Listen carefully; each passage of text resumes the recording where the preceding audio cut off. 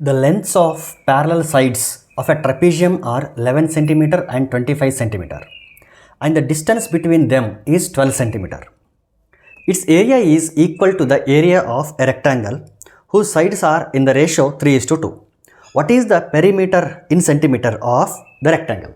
The options are 60, 70, 40, 50. ಒಂದು ಟ್ರಪಿಜಿಯಮ್ ಇದೆ. ಇಲ್ಲಿ ಈ ರೀತಿ ಒಂದು ಟ್ರಪಿಜಿಯಮ್ ಇದೆ.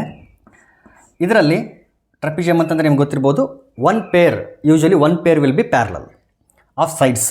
ಸೊ ಈ ಸೈಡ್ಗಳು ಪ್ಯಾರಲ್ ಆಗಿದೆ ಅಂತ ಅನ್ಕೊಳ್ಳೋಣ. ಅವುಗಳ ಲೆಂತ್ಗಳು ಕೊಟ್ಟಿದ್ದಾರೆ. ಒಂದು 11 ಸೆಂಟಿಮೀಟರ್ ಇದ್ದರೆ ಇನ್ನೊಂದು 25 ಸೆಂಟಿಮೀಟರ್ ಇದೆ. ಇದು 11 ಸೆಂಟಿಮೀಟರ್ ಅಂದ್ಕೊಳ್ಳೋಣ, ಇದು 25 ಸೆಂಟಿಮೀಟರ್. ಮತ್ತು ಇನ್ನೊಂದು ಏನು ಕೊಟ್ಟಿದ್ದಾರೆ ಅಂತಂದರೆ distance between those two parallel lines ಎಷ್ಟಿದೆ ಅಂತಂದರೆ 12 ಸೆಂಟಿಮೀಟರ್. ಅಂದರೆ ಈ ಎರಡು ಪ್ಯಾರಲಲ್ ಲೈನ್ಗಳ ನಡುವಿನ ಡಿಸ್ಟೆನ್ಸ್ ಅಂದರೆ ಗೊತ್ತಿರಬೇಕು, ಪರ್ಪೆಂಡಿಕ್ಯುಲರ್ ಡಿಸ್ಟೆನ್ಸ್ ಅಂತ ಕರಿತೀವಿ. ಇದು ಎಷ್ಟಿದೆ ಇಲ್ಲಿ ಅಂತಂದರೆ 12 ಸೆಂಟಿಮೀಟರ್ ಇದೆ. ಆಮೇಲೆ ಹೇಳ್ತಾನೆ area of this trapezium is equal to area of a rectangle. ಇದರ ಏರಿಯಾ ಎಷ್ಟಿದೆಯೋ ಅಷ್ಟೇ ಏರಿಯಾ ಇನ್ನೊಂದು ರೆಕ್ಟ್ಯಾಂಗಲ್ ಇದೆ. ಆ ರೆಕ್ಟ್ಯಾಂಗಲ್ನ ಸೈಡ್ಗಳ ರೇಷಿಯೋ ಯಾವ ರೀತಿ ಇದೆ ಅಂತಂದರೆ 3:2. ನಮಗೆ ಬೇಕಾಗಿರೋದು ಆ ರೆಕ್ಟ್ಯಾಂಗಲ್ನ ಪೆರಿಮೀಟರ್ ಬೇಕು. ಸೊ ಪೆರಿಮೀಟರ್ ಬೇಕು ಅಂತಂದರೆ ಲೆಂತ್ ಎಷ್ಟು ಬ್ರೆಡ್ತ್ ಎಷ್ಟು ಅಂತ ಗೊತ್ತಾಗಬೇಕು. ಆ ಲೆಂತ್ ಮತ್ತು ಬ್ರೆಡ್ತ್ ಕಂಡುಹಿಡಿಬೇಕು ಅಂತಂದರೆ ಈ ರೇಷಿಯೋ ಯೂಸ್ ಮಾಡ್ತೀವಿ.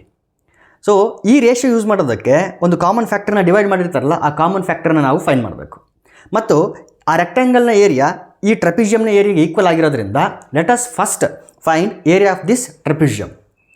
ಏರಿಯಾ ಆಫ್ ಟ್ರಪಿಜಿಯಮ್ ಫಾರ್ಮುಲಾ ಏನಿದೆ ಅಂತಂದರೆ 1/2 into area equals to, suppose this is trapezium A B C D trapezium ಆಗಿದ್ದರೆ area is given by 1/2 into sum of parallel sides into distance between those two parallel sides. ಇಲ್ಲಿ parallel sides ಯಾವುದು? A B ಮತ್ತು C D parallel sides. ಆ ಎರಡು parallel ಸೈಡ್ಸ್ಗಳ some. So 11 + 25, 11 + 25 ಎಷ್ಟಾಗುತ್ತೆ ಅಲ್ಲಿಗೆ 36 into distance between those two parallel sides ಎಷ್ಟಿದೆ 12. Divide ಮಾಡಿದರೆ 2 1s 2 6 12, 12 6 72, ಸಾರಿ 2 6 ಅಲ್ಲ, ಇದೇ ಭಾಳ ತಪ್ಪಾಯಿತು, ಇಲ್ಲಿದೆ 2 6 12, 6 36, 6 3 18, 3 21, 216 ಸೆಂಟಿಮೀಟರ್ ಸ್ಕ್ವೇರ್. ಜಸ್ಟ್ ಅದನ್ನು ಸದ್ಯಕ್ಕೆ ಇಗ್ನೋರ್ ಮಾಡ್ತಿದ್ದೀನಿ. ಈ ಟ್ರಪಿಜಿಯಮ್ನ ಏರಿಯಾ ಯಾವುದಕ್ಕೆ ಈಕ್ವಲ್ ಆಗಿದೆ ಅಂತಂದರೆ area of the rectangle whose side ratios are 3:2.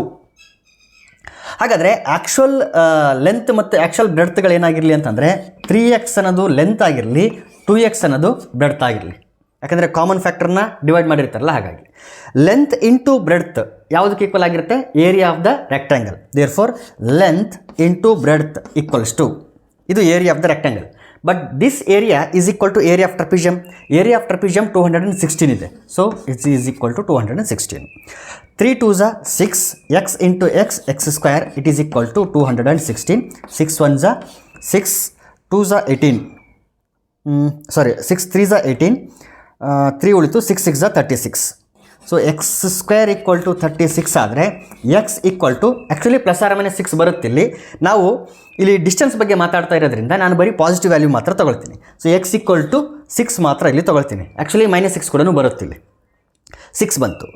ಈಗ ನಾನೇನು ಮಾಡ್ತೀನಿ ಅಂತಂದರೆ ಆ ರೆಕ್ಟ್ಯಾಂಗಲ್ನ ಲೆಂತ್ ಮತ್ತು ಬ್ರೆಡ್ತ್ಗಳನ್ನು ಫೈಂಡ್ ಔಟ್ ಮಾಡ್ತೀನಿ. ಲೆಂತ್ ಎಷ್ಟಿದೆ ಇಲ್ಲಿ? 3x ಇದೆ. ಸೊ 3 ಇಂಟು ಎಕ್ಸ್ ಅಂದರೆ 6, 3 6 18, ಇದೇನಿದು ಲೆಂತ್ ಆಫ್ ದ ರೆಕ್ಟ್ಯಾಂಗಲ್. ಇನ್ನು ಬ್ರೆಡ್ತ್ ಎಷ್ಟಿದೆ ಅಂತಂದರೆ 2x ಇದೆ. 2 into 6, 2 6 12, this is the breadth of the rectangle. ನಮಗೆ ಬೇಕಾಗಿರೋದು ಪೆರಿಮೀಟರ್ ಆಫ್ ದ ರೆಕ್ಟ್ಯಾಂಗಲ್ ಬೇಕು. So perimeter is given by 2 times of length plus breadth. Length 18 ಇದೆ ಪ್ಲಸ್ ಬ್ರೆಡ್ತ್ 12 ಇದೆ. So it is equal to 2 into 18 + 12, it is nothing but 30. 30 2s 60 centimeter. Therefore perimeter of the rectangle will be equal to 60 centimeter. First option is correct.